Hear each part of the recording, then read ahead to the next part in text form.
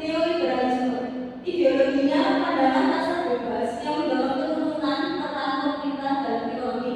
Tujuan sosialnya fokus pada efisiensi ekonomi dan swasta yang lebih besar. Dan terakhir, pengaruh agamanya kurang terpengaruh. Next. Gerakan anti-NKRI ini kan sebenarnya berbahaya ya.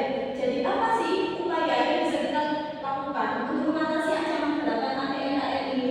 Dengan cara untuk mengatasi neokomunisme, kita bisa reformasi ekonomi. Yang kedua, bisa dengan cara transparansi, dan yang ketiga dengan cara pendidikan. Pendidikan ini kita bisa berpendidikan lebih ya, tinggi. Untuk neofundamentalisme, yang pertama bisa dilakukan dengan dialog interagama. Yang kedua dengan pendidikan sekunder, dan yang terakhir dengan perlindungan HAM atau hak asasi manusia. Untuk yang neoliberalisme, yang pertama bisa dengan regulasi pasar, kesejahteraan sosial, dan pemberdayaan ekonomi lokal. Next.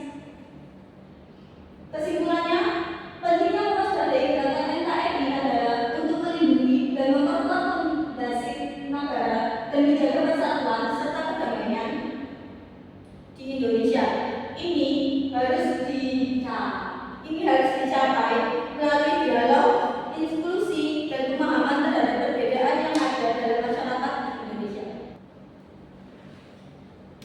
Thank you. Oke, sekian presentasi dari saya. Mohon maaf jika banyak kesalahan dari mulai pertama hingga terakhir saya